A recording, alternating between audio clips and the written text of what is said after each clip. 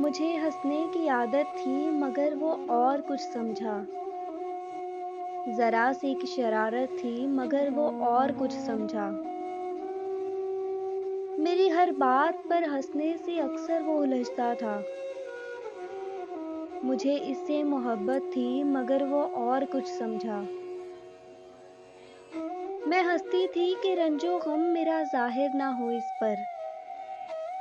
मुकद्दर में जो जुल्मत थी मगर वो और कुछ समझा। मैं सुनकर टाल जाती थी नसीहत की सभी बातें। मेरी दिल से बगावत थी मगर वो और कुछ समझा। सुनाना हाल दिल चाहा मगर इसको भी जल्दी थी। बड़ी अच्छी हिकायत थी मगर वो और कुछ समझा। मनाना चाहती थी सच्चे दिल से ऐ दुआ इसको। इसे मुझसे शिकायत थी मगर वो और कुछ समझा।